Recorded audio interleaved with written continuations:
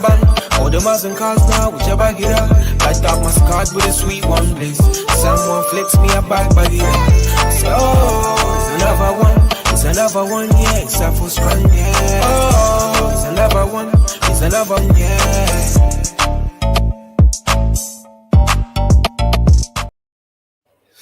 Good evening, guys. Welcome to Crossroads in Boxing with myself, CJSP8, Eric, ERF, Ricky, the Hands of Stone Hand. I don't know which order in on your screen, so I'll stop doing all that now. But we've got a special show tonight. We've got a special show tonight, guys. We're joined by none other than Flyweight Phenom, Kelsall. We're really excited to have him on. Boys, how are you doing, though, before we start? You all well? All good, mate. All good. Looking forward to this. There's loads of news as well. But before we get to that, obviously, we've got this interview. Thanks to you, Siege. Thanks for that. Ricky, how are you doing? Yeah, no, I'm all good, boys. Looking forward to the interview and looking forward to discussing Eubank and Ben. Brilliant. Right, before we get into it and get Connor on, we'll go to our promo video for D-Rock Clothing.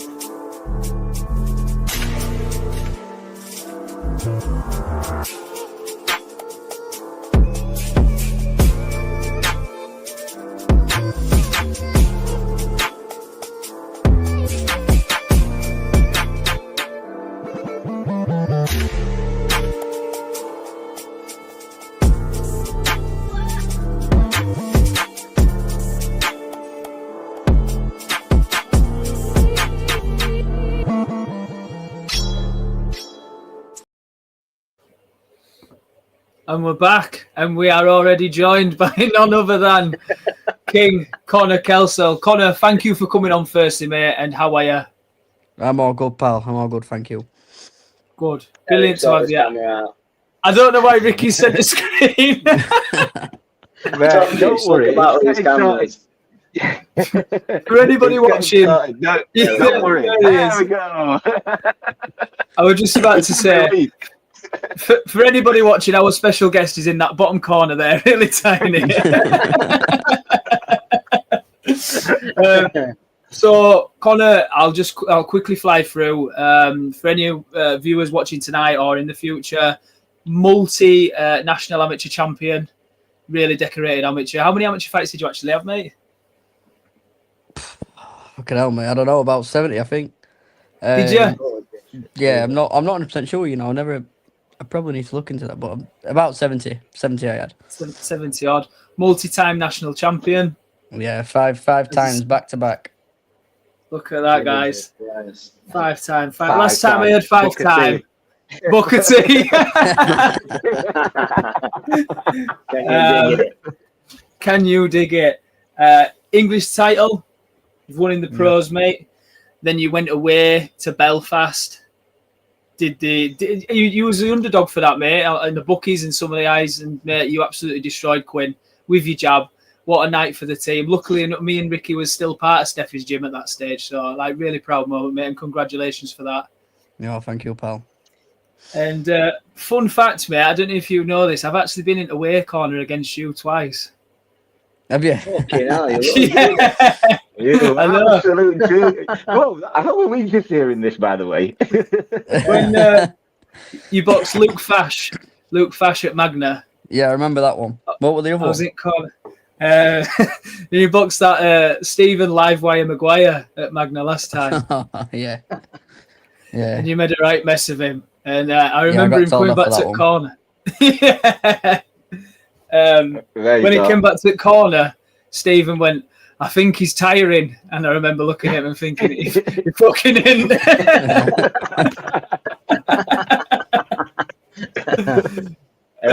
So I'm gonna hand you straight over to Eric or Ricky, fire a few questions, mate, and we'll just keep bouncing back off you if that's all right, buddy. No problem, mate. Yeah, I'll go first if you want. So one for me then. Why and when? It's one of my favourites. Why and when did you get into boxing? What was the method behind it? My uncle used to box, and my nan took me on, so she took me down to the gym with him, and that's pretty much it. I just ended up being better than everyone and carried on. Just hooked from the minute you walked in. So you were at Tom Mill, ABC. with Chester, your dad, like I said, 5 times, not just to win it like once and then maybe again, you win it 5 times back to back. But the first time you did win it, tell us, what was that feeling like when you got your hand raised? It were a good one, my first one, because when I turned amateur, I won my first 3, and then I got stopped by a kid. Ibn Nadim, he's called. He boxed for Ricky Hatton as a pro. So he stopped me then. I lost about 8 in a row after that.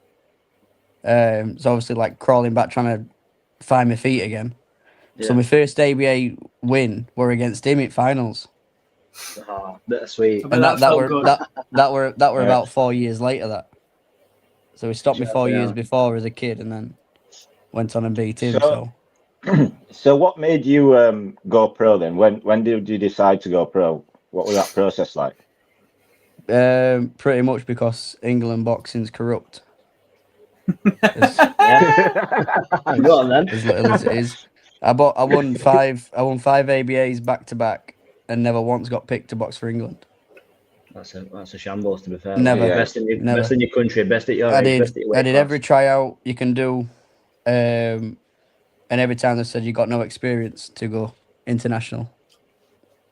That's fucking balmy, isn't it?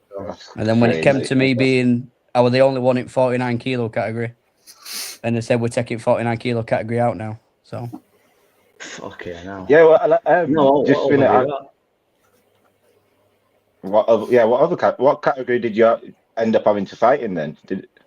I turned pro after that. Oh, you turned pro. Yeah, they just bypassed him.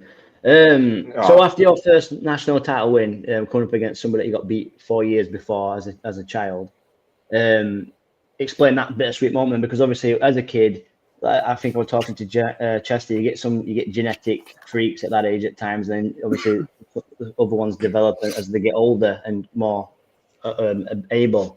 What was it like then to beat him in that final after he put the first loss on you? It was good because it was Chester who threw toweling. He ended up throwing toweling on me because I think he's told me the story actually. It was absolutely paggering me. Me and him went away. Obviously, when you win your 3 in a row, you think you're unbeatable, don't you? Know what I mean? Yeah. Not many win 3 in a row as an amateur. But that was the first year my dad started coaching me that when I won my ABA. So I was coached by Nelly and Chester, and then my dad took me under his wing. Then my dad just started coaching. So it was good. It was more like, obviously I beat a kid who stopped me. Then obviously it was my dad who coached me at that time. It was a special moment, mate. Yeah, good. I can imagine. So what's it like then? Go on, Siege. I was just going to say a big shout out to Bry Kelsall. I'll get you another pint in, mate. Thank you, pal. So the obviously our Leo, my son, he boxes as a young amateur, just doing the skills mount, going through the motions, same as yourself, at the beginning of your journey. Me and CJ coached him for a year. He's now at where you were with Chester and Bry. Obviously, as a dad coaching, what was it like to have that being coached by your dad? What were the challenges? What were the beautiful moments of it? Nightmare. Absolute nightmare. That's the reason I moved out. Listen, that's the reason I moved out at 19. Honestly, you're going home to. Do you know what though? I love every bit of it. No looking back, it was fucking amazing. But do you know, in that time, it's non-stop boxing. This is boxing, and you like. I think we're both grateful for. I hope he is. I am grateful for it all. But you know, it's like, it's nice to have your dad back as well. Like, he's never. I mean, a lot of people can vouch for it down at gym. Like, a lot of people, like, when the son turns pro, they have to get involved. My dad do. Like, we sort of had this thing. Like, I moved on to pro game. Yeah. You know, he's done everything he could do. He put his heart and soul into it, and you know, he's letting me develop. Which a lot of people can't accept that. A lot of people have to be like, no, I want to be involved, and he's happy me doing my own thing. Yeah, well, we get that with a lot of dads. Yeah, to be fair, in the main event of Saturday, you see the polar opposites of both at the beginning of the career, because you mean Senior was next to Junior the whole time, whereas Nigel left Connor to do his own thing. So you do see the polar opposites of that. Yeah, my dad's happy having a pint now. Yeah, that's it. He's happy having a pint. Yeah, he's happy putting out kids for the Pacers still. Yeah. So turning pro then. Obviously, at 21 years old, I think. Were you 21? About 21? You Yeah.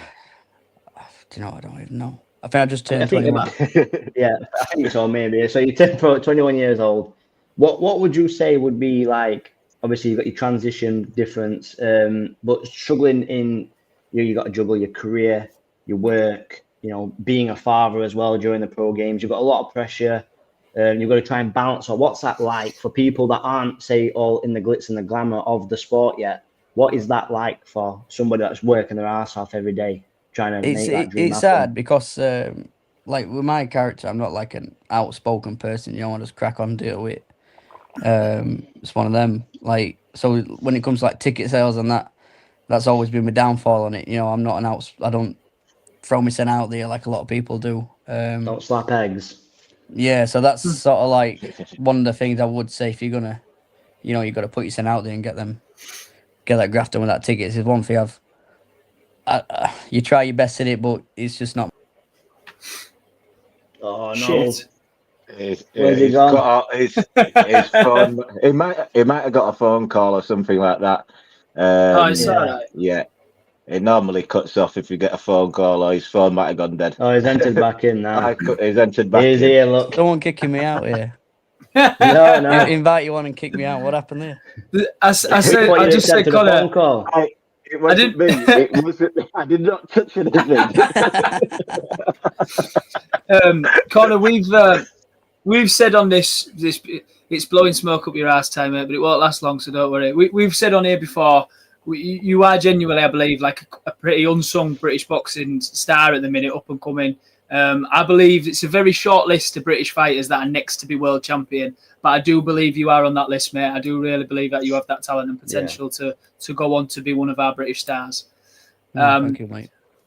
How do you have you got all the team around you now? What's day-to-day training for you like for those, say, like Ricky's lad who's in the middle of his amateur career now, or just starting it, should I say? What's it like day-to-day for you now, getting up, training and juggling family life? It's pretty easy at minute because I'm not fighting while about March time. Right. So because it's been a bit all over the place. I mean, I'm in mandatory for European title for about 18 months. So I've just been sat on standby. So this has been pretty easy. I'm just chilling, doing my odd running and odd bit of session, but that's pretty much it. But when it comes into camp, obviously that's when it gets tough, when I'm working like over 30, 40 hours a week, then dealing with kids, and then I've got 2-3 sessions a day. That's something else.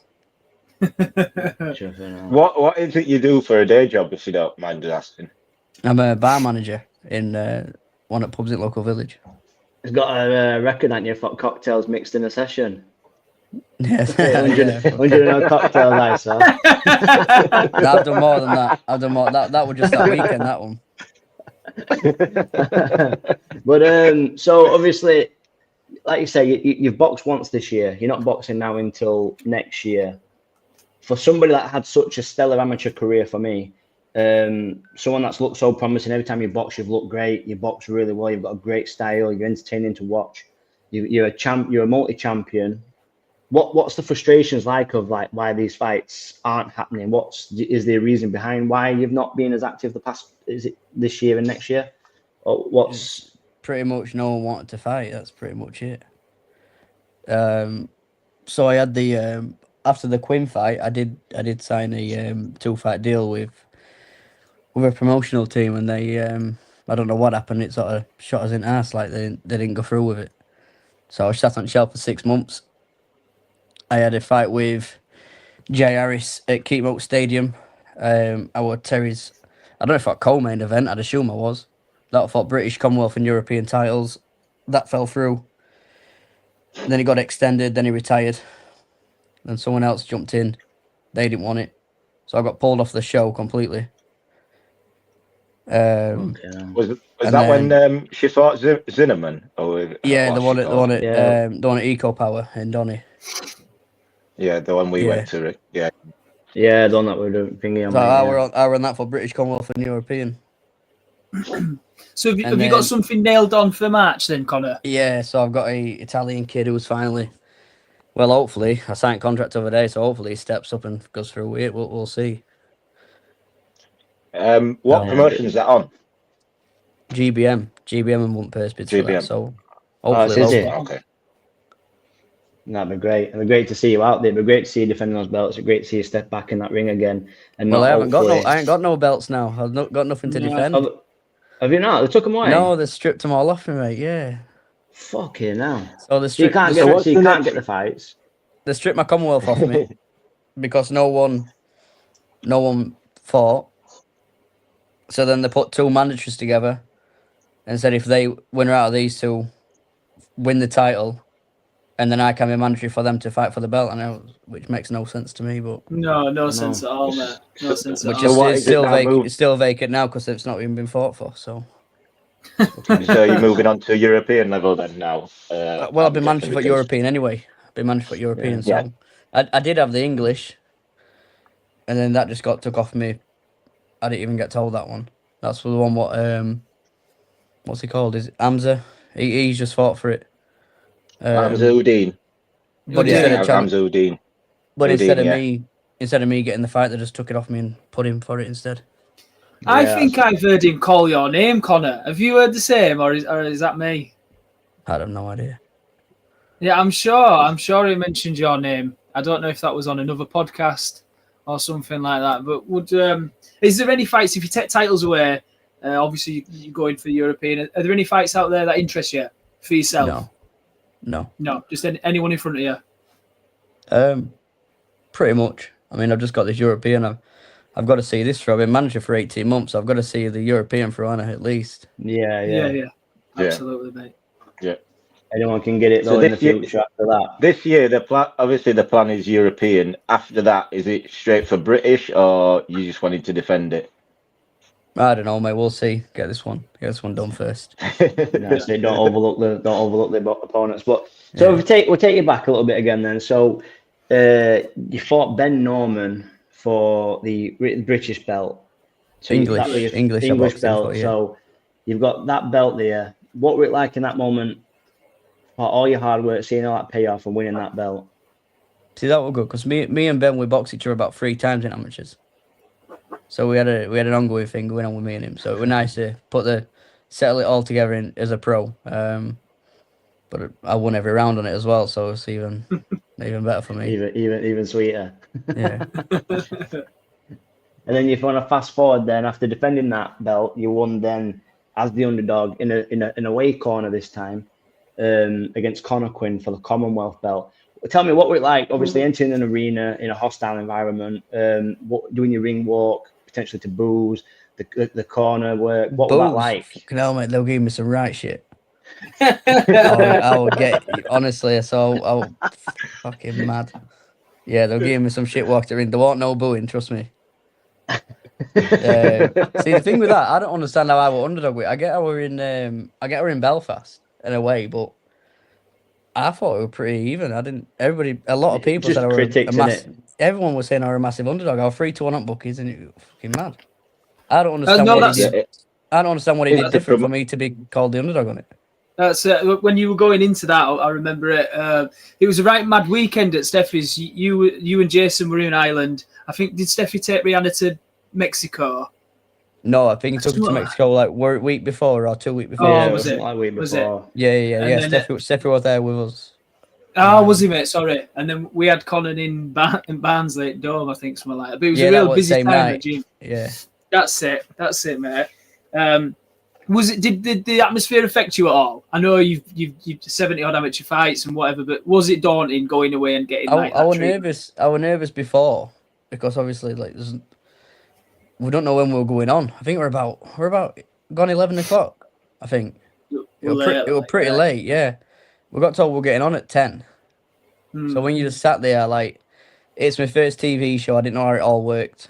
I didn't know when to get ready, when to do this, when to do that. So I just sat waiting, really. I didn't want to rush things, but just sat there. I didn't know what the fuck was going on.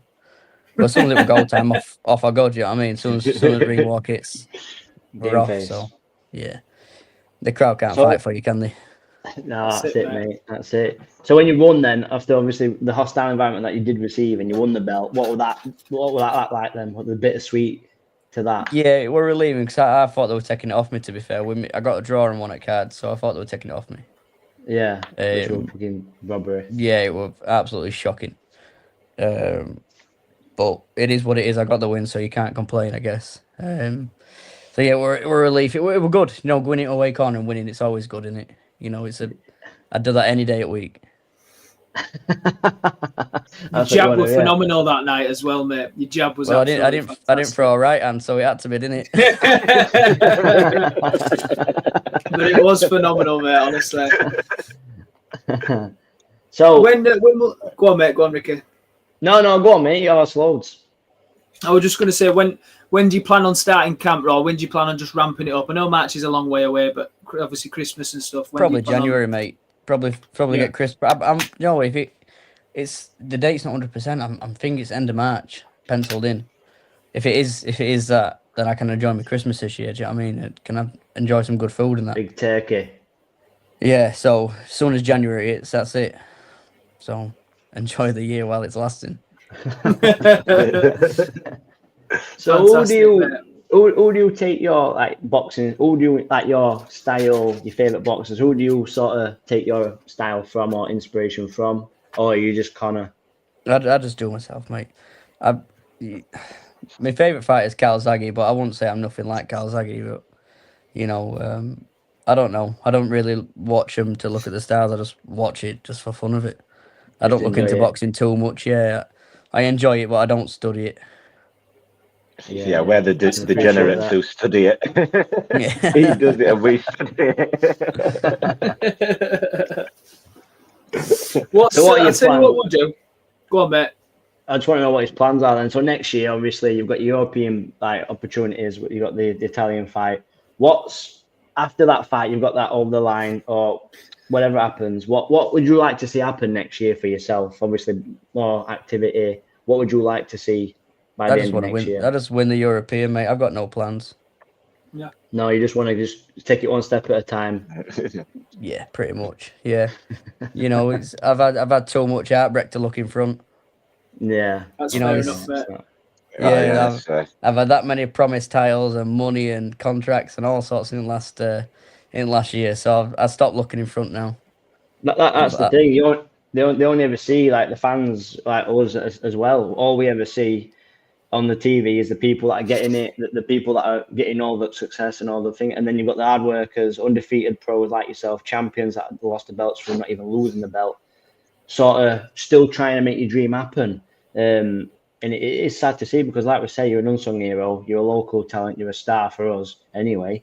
And you're a great fucking boxer. And there's not many in that division that'll live with you. So it's just so fucking frustrating to see. Like I wanted to see. I was talking to Dad yesterday, I think. Yesterday or Tuesday, and I was just excited for the fight. He thinks that he weren't obviously too happy about it. We know how your dad is, but I'm just wanting to see you out. Do you know what I mean? I want to see you out there, and it's just so frustrating not being able to see someone from our own villages, one of our own, out there fucking dominating where you should be. So yeah. But so outside of boxing, you finish your camps. What's your go-to meal? Curry. Curry? Where from? Growlers? Indus, 100%. Straight down. What do you get on it? Jimmy and Jay? Yeah, straight on phone to Naz. Get that curry ordered. Straight in, mate. I'm not messing around with it. They do a lamb shank curry down there now as well. Yeah. Ooh. Unreal. Absolutely. What's the go-to curry then, that lamb shank? You what? What's the go-to curry then? The lamb shank? Yeah, when I want to splash out, that's me go-to. Obviously, it's a bit cheery, like, you know, so. I like that, mate. I have to make sure Mrs. lets me buy it. So outside of boxing, activities-wise, what's your favourite type of activities to do? Work. Yeah, just mixing drinks. Yeah, I love my job, pal. You like being around piss heads? Yeah, that's. You know what? I've never been a drinker, pal. Like I've always just boxed, and you know the amount of I've literally just got like one pal from school. That is it. Because I don't socialise, I don't go out, I don't do anything. So I just got one pal. Spencer, bless him, is stuck with me, hasn't he? Yeah. But like, so when I'm working, it's like me going out. That's my. And I'm getting paid for it. Yeah, fair. You know, so jokes on everyone else, innit? Yeah. You know, they're paying me to stay out, so it's all good.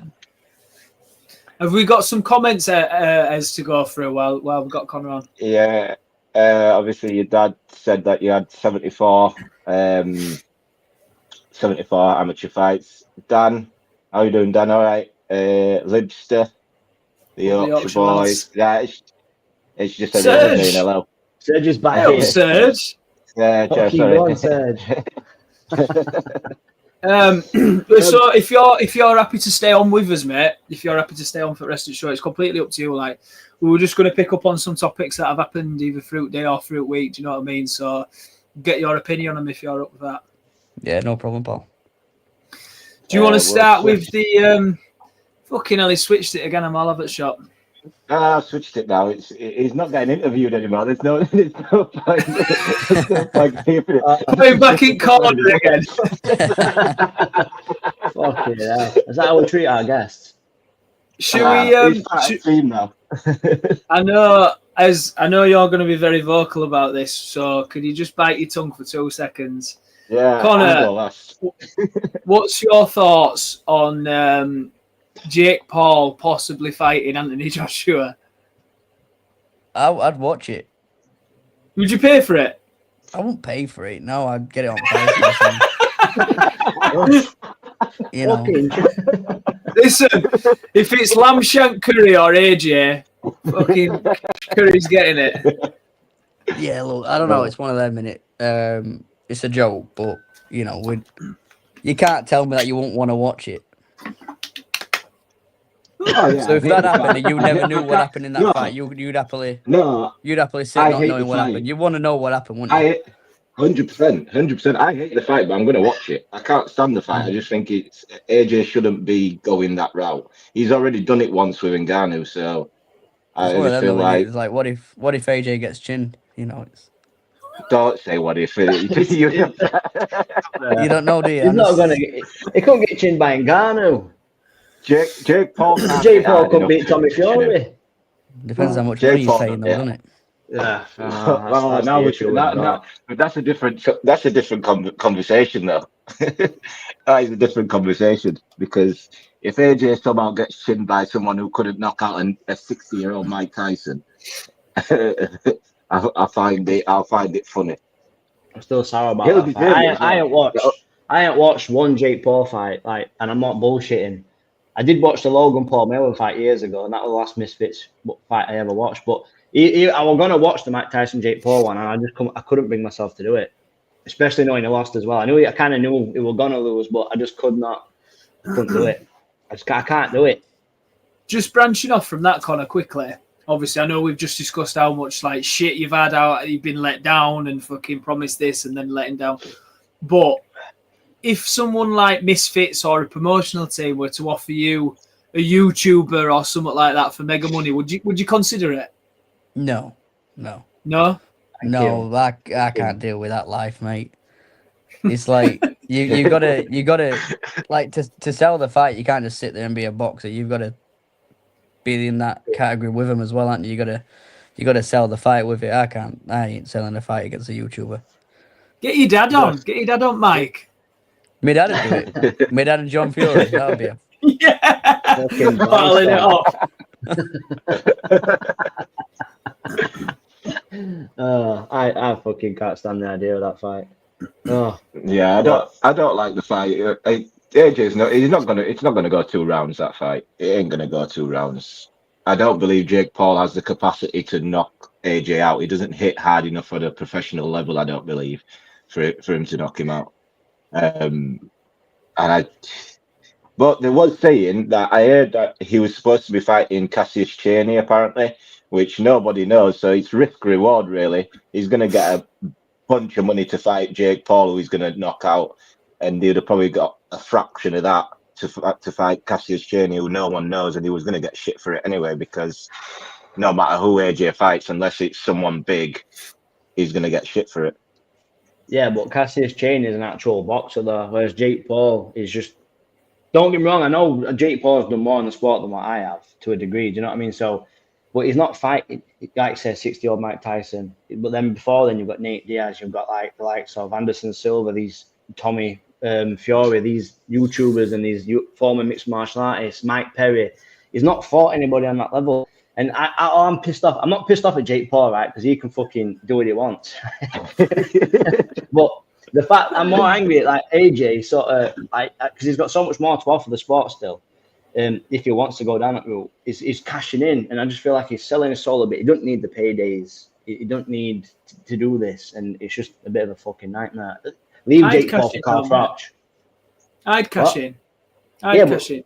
Fucking hell, recently. Work rang me up earlier for 2 hours overtime and nearly broke fucking car trying to get there, mate. If someone were offering me 100 mil, if someone were offering me 100 mil to fight someone who was on Disney fucking 10 years ago, I'd snap my head in half trying to get there. Well, no, I'm not having it. I'm not having it. Let's move on. Fair enough. Ricky's more upset about this situation than I am, to be quite honest. I'm just pissed off. I can't believe it. Right. We might as well just go on to the main event next week. Well, this week, sorry. Eubank, Ben. Connor, who you got in that? Eubank. Bye. Can get in. I don't know, mate. Probably. I don't know. I'm just saying Eubank. I think he's just got a number on him now, hasn't he? Yeah. He's already beat him. Go on, Rick. I'm just saying he's already beat him. He's already proven the rehydration clause. He was fucked. He could barely move after that. Nah, I think that's a load of bollocks. The rehydration shit. I mean, look, if you're doing 12, if you're that dehydrated, you're doing 12 rounds. You're not doing that bad. And he signed it again. He were all an act, that mate. That were all. I'm not going to argue with you because you might have gone through that shit. So. Well, no, it's not. It's just if you're going through 12 rounds, if you're that dehydrated like you're saying you were, it wouldn't have lasted 12 rounds. I think you're right with that. It's played a lot to social media. I think he's definitely played on it, and I don't think there should be a rehydration clause anyway. I'm sick of Ben saying that he's a welterweight as well. Like if you're a welterweight and stay down there, then you're choosing to go up.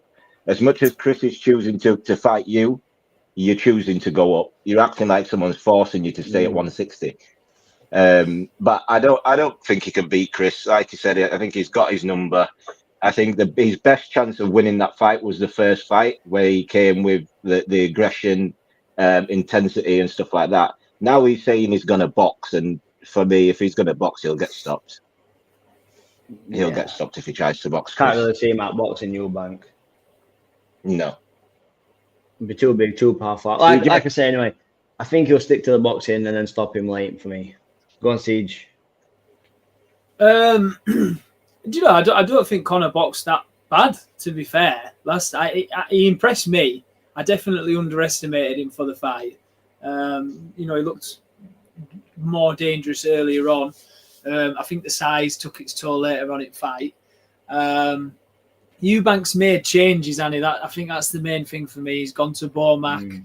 I think he started his camp earlier. I think he knew he wasn't going to fight in September. He was always going to push that day on. I think that was maybe, I don't know if that were mind games or whatever, but Conor has stayed in. I mean, Conor went back to training more or less straight away, didn't he? So that is one thing I would like to see.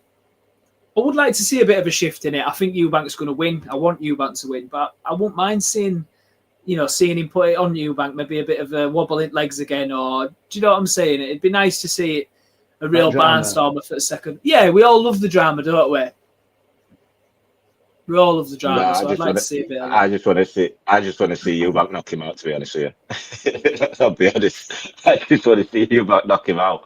I'm sick of Conor, man. I am. I know I do a podcast, but I can't. He's insufferable. Conor. I find him insufferable. I just find him insufferable. I genuinely Conor, with the controversy around Conor Ben with the contaminated eggs, what do you make of that? What's your opinion on that?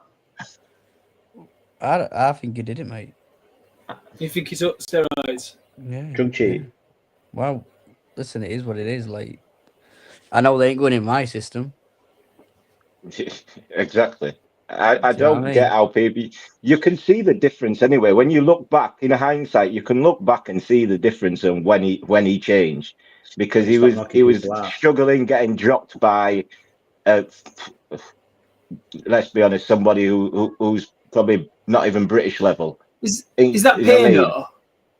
Yeah, that Phenom. That Phenom.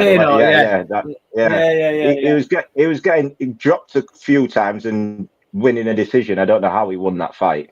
And then all of a sudden he goes away. I think he had an elbow injury or back injury. He was off for a long time. I think he took quite a long time off. Came back, and then he was just all of a sudden knocking people out. Listen, the proof is in the pudding. You could see it in hindsight. It's clear as day. I'll never buy that eggs contamination stuff. Some fucking dodgy eggs, especially if they're from McDonald's. Them little rubber circle things that you get from Mackey's. Fucking hell, little tires. But they're proper eggs, them as well. Yeah, they're actually proper eggs. The co-main event, then, boys. Co-main event's one I'm looking forward to the most. You got Jack Catterall against Echo Esserman. So this one for me, I'm not saying it's going to be the fight of the night, because I know we don't really always get that with Jack Catterall, but it's one that I'm most interested in. Obviously, Echo Esserman's just beat Josh Taylor, his former rival. Incredible work rate. Not necessarily the better boxer. Obviously, early stages of the fight against Taylor, I thought Taylor were outclassing him until he just took over the fight with his engine and work ethic. Jack Catterall, who do we fancy for this one? Because for me, if he sticks to his boxing, sticks to the game plan, I kind of think he'll get the win on points. But Connor, what would your thoughts be on that one? I won't mind Esserman to win, if I'm honest. I can't watch him. I can't watch Jack Catterall. He does it. I mean, he's clearly good because he's winning. You know what I mean? He's won a fight. Yeah. He's won what he's won, but yeah, no, I'm not. Yeah, it's just not for me. So I hope he wins, and that's enough, innit? He's literally fucking boring by name, boring by nature, isn't he? Which is not taking anything away from his boxing ability, but yeah, he's not in exciting fights, is he? At all? No. But this fight, he'll have to work though, because with Echo's work rate, like Ricky said, how he's all go no breaks really. Yeah, but Catterall's one of them that will make you slow down, doesn't he? He makes you box like him. That's the thing. Well, I'm hoping Echo can at least not freeze up and actually cut the ring off, because Jack, like you are right, Jack slows the pace down all the time just with feints.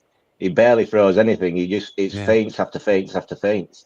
And people freeze up. I don't know whether because he might have a little bit of a sting when he does catch you. Because he has dropped. He dropped Taylor. He dropped I think Regis Prograis as well.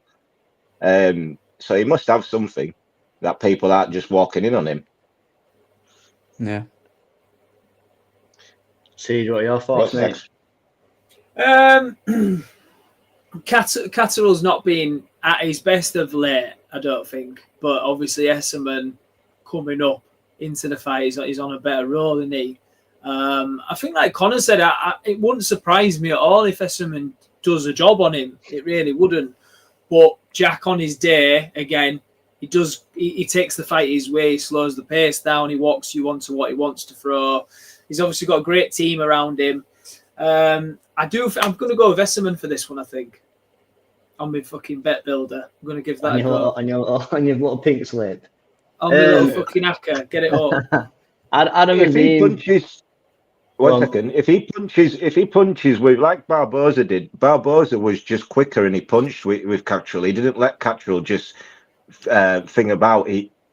Barboza, every time they got into the centre, he was throwing his jab. He was constantly with his jab, and he was quicker than Jack.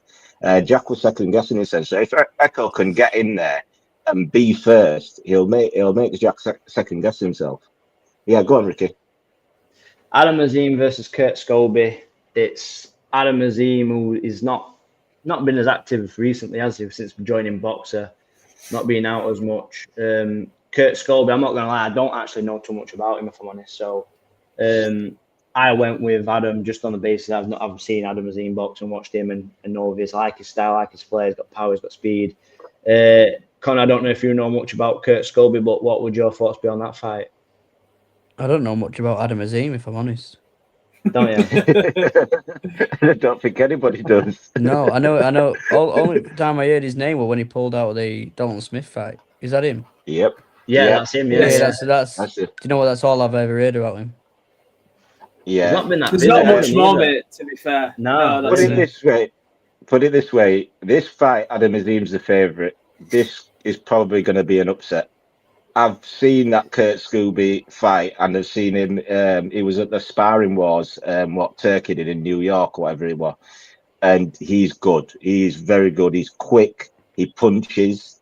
He looks game. Good I seen the feet. face off earlier. He went for him Yeah. in the face off, didn't he? Seen that? Yeah, he's a good fighter. So I honestly, I would not be surprised. I'm probably going to lean towards Scobie because not a lot of people know him, and a lot of people are just because of the prediction league.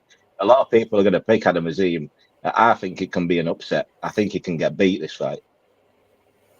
He's got a bit of inactivity as well, hasn't he, Azim? So Yeah, we can go from yeah, that. That other kid's built like a fucking tank and all, from what I saw. yeah. He can punch as well.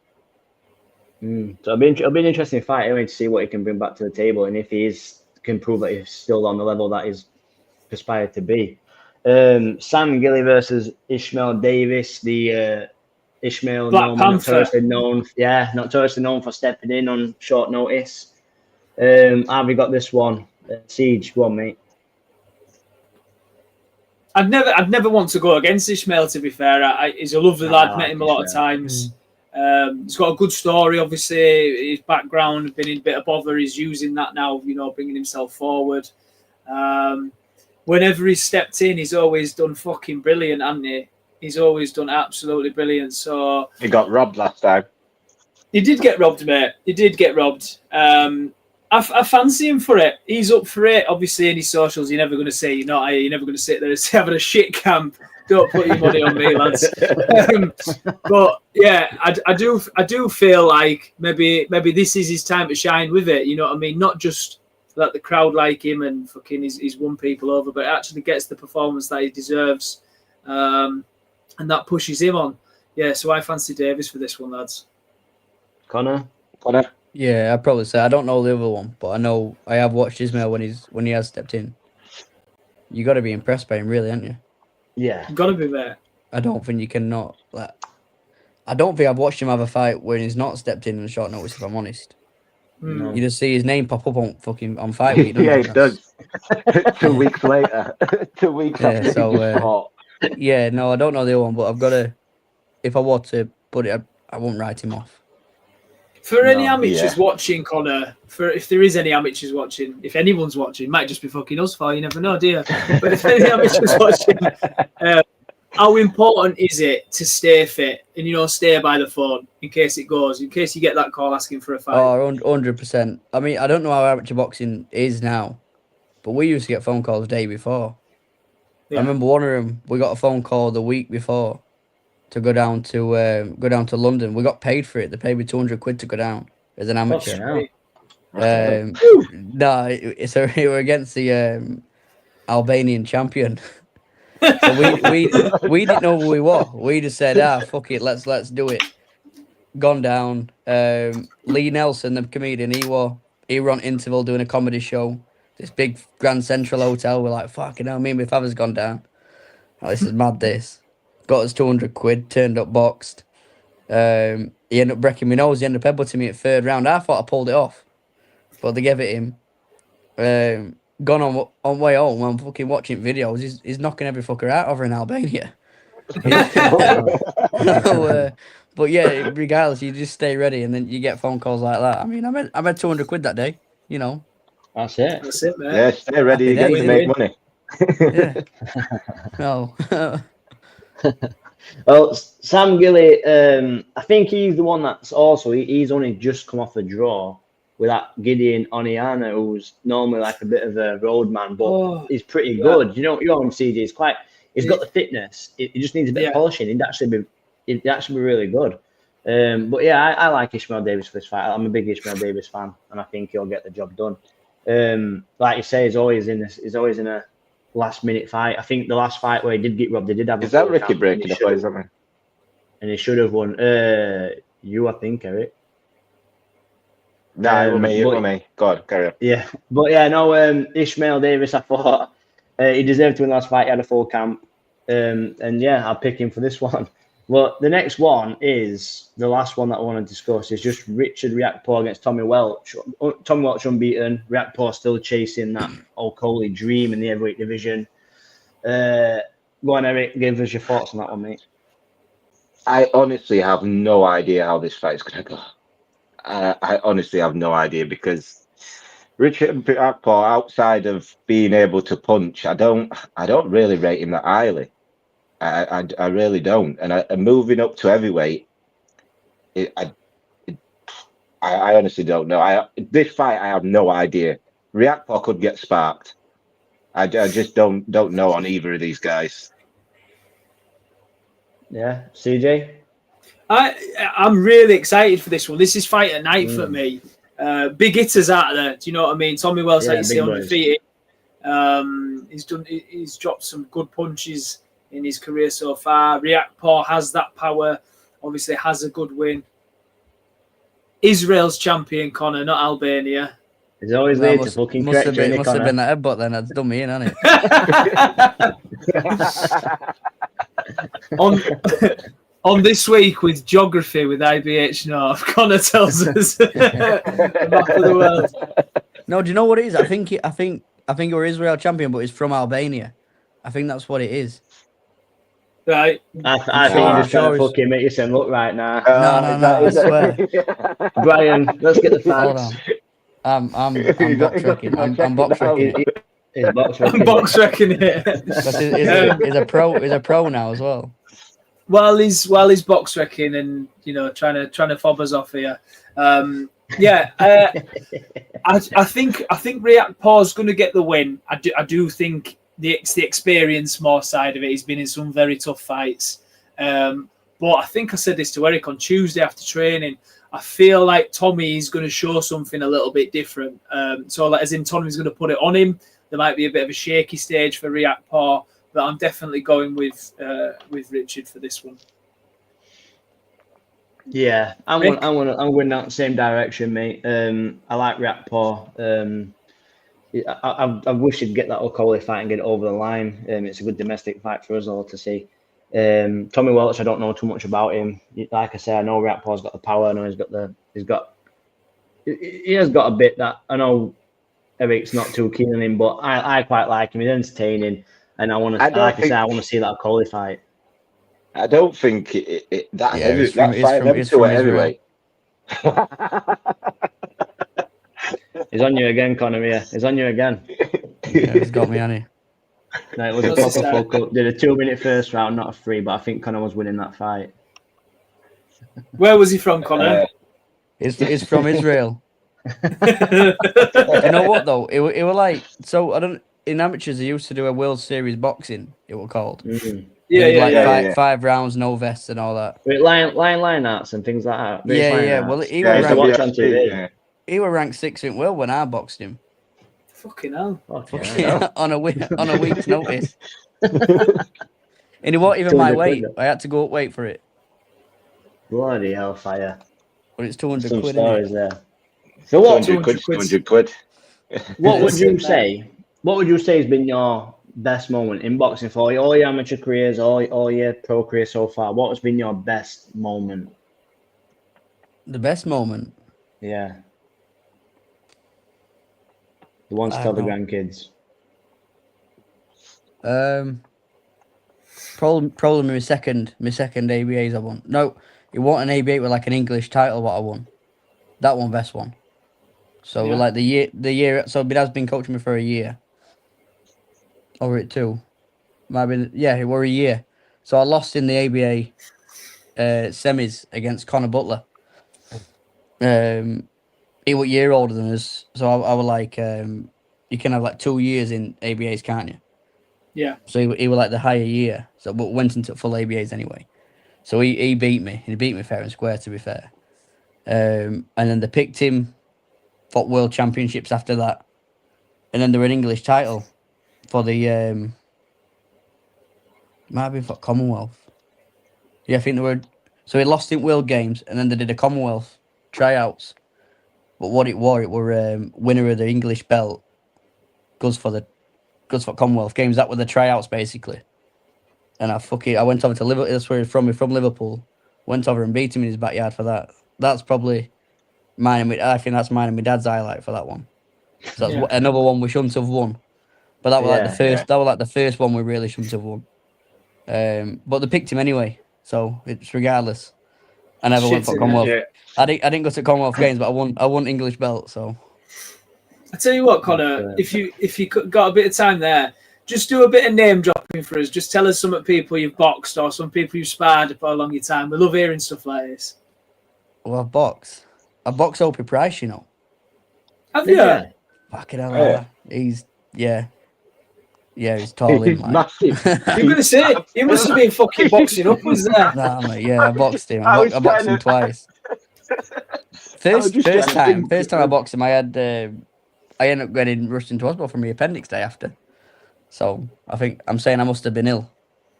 So I lost that time, and then I lost again. So he beat me twice, but he's fucking good, isn't he? Yeah, he's a good fighter. I've not seen much of him lately, though. What's that? Because he was with had hand Dave surgery, Caldwell. hasn't he? Right. Surgery, That's because he was doing well with Dave, and then I just hadn't heard from him for a while. Yeah. Did he box for? Sorry, mate. Did he box for Hunslet at the time? Green and gold. Yes, he did. Yeah. Ah, right. Sound, yeah. Yeah, his dad were a coach there. Yeah. And Darren Rhodes, ex-pro from Leeds. I don't know.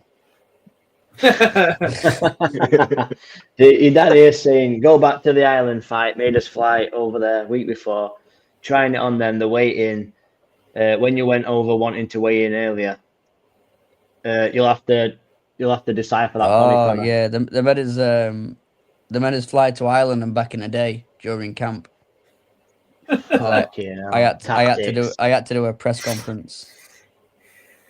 So we had to go. So we had to fly in the morning, come back that night. So, and then the weigh-in, we're contracted for 2:00. So I've just had breakfast. I'm still on weight after breakfast. And then my team got a phone call. You want to come get weighed in now? It's 12:00. Like, what do I need to weigh in for? So it's not till 2 o'clock. So we told him we're on his way. And we got there at 2. Yeah, we got there at 2. You do right, mate. You do right, 100%. So that be a weight then. Go on, I'll ask after. Go on then. If you're walking around, what flyweight? What weight's flyweight again for kilogram? 50 and a half, I think. 50.5, I think. Fucking hell. So what do you normally walk around at then? What do you normally walk around at? Or do you just stay around that weight? I'll normally walk around about 53, 54. 53, 50. So you haven't always got too much to lose then when it comes to camp then. You're always sort of around the area. I'm not that at a minute, but I've got plenty of time, so. Okay. So what's the struggles then? So if you're walking around now at whatever weight to make 50 and a half, what is that a struggle or is it a piece of piss? What's that like? Oh no, if I really wanted to, I'd get down to the weight in about 6 weeks. From now, I'm probably about a stone and a half over. You might have to send me some fucking weight losing tips. You know what it is? I think once mentally, I know I have to lose weight, and I get on diet and I start training. I think mentally, like your metabolism just starts itself up again. Yeah, just cracks on. What's that first week getting back into camp, dieting, training for the first time in 8? What's that first week back like? The dieting's sound because I can eat a fair bit anyway when I am in camp. I'm quite lucky with it. But me and my missus, we eat well anyway. Like, she's always healthy cooking and that, so we don't often have like cheat meals or out. I mean, curry can't be classed as a cheat meal, can it? No, when it comes straight through you. Yeah, so it can't be class. I don't count it. Eggs can though. Yeah, don't eat fucking eggs. I look at salad and put fucking weight on me, man. I think my metabolism's fucked off. Yeah. Left, done it. Yeah, because I'm decent, to be fair. As soon as I start working out and that, it just drops off me. I'm not too bad. It took me a fucking year to get down to fucking 78 kg. It's fucking ridiculous. But I had some great times in the Ali Pally Box Cup. That was one where you boxed Hopi. Stuffed, LOL. Go on, Eric. Ask your question, mate.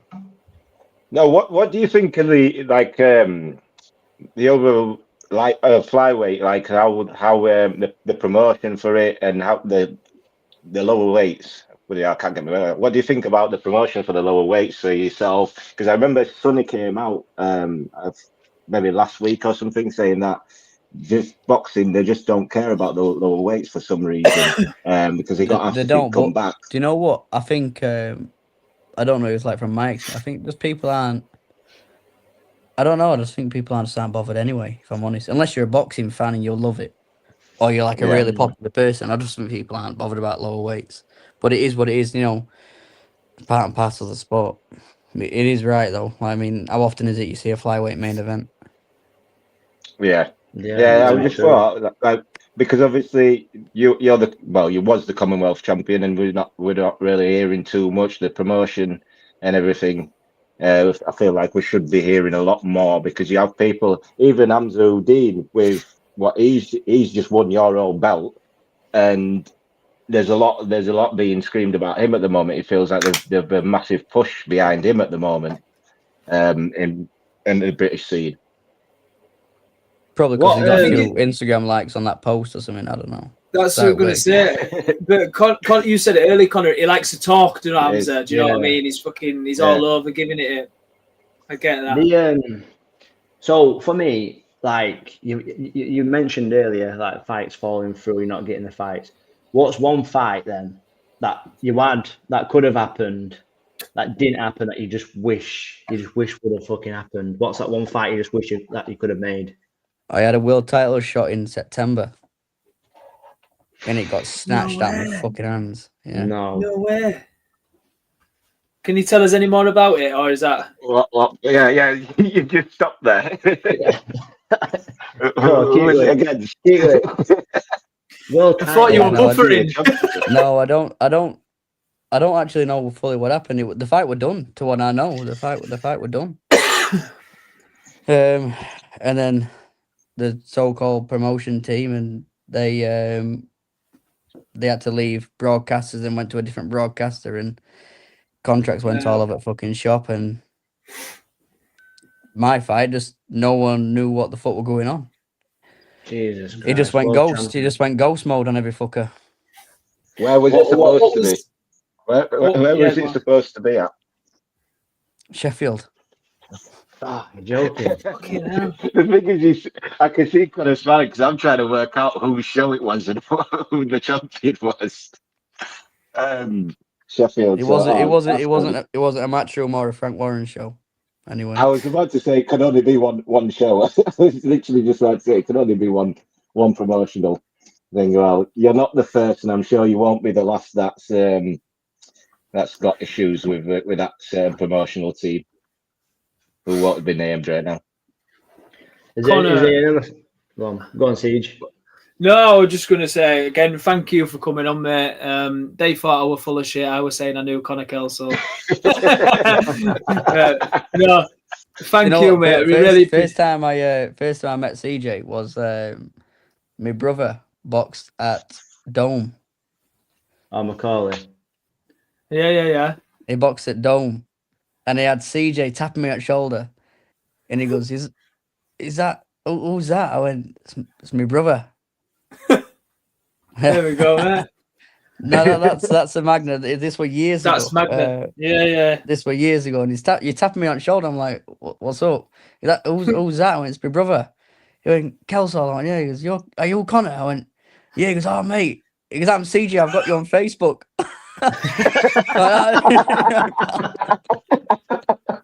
But I think you were in the middle of warming a kid up. So he put gloves on. And you just fucking walked off to tap me on the shoulder. Getting jabbed in by trying to tap Connor. Listen, everyone's a fanboy at some point, mate. But I am a massive fan of you, mate. So thank you for coming on, though, pal. I really appreciate it. No problem, pal. I don't appreciate that fucking story, but everything else was all right. That was perfect. That was a perfect ending to the show. That story was the perfect ending to that show. Connor, yeah, we appreciate you coming on. Thanks.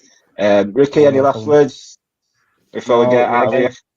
No, again, Connor, thank you for coming on, mate. It was great seeing you training around the gym at Steffi's when I got chances to see you train. Leo was a big fan of you as well. He's got pictures with you down at Tom Hill as well. So, yeah, thank you for coming on, mate. Thank you for the interview and the opportunity. Yeah. No problem, pal. Yeah.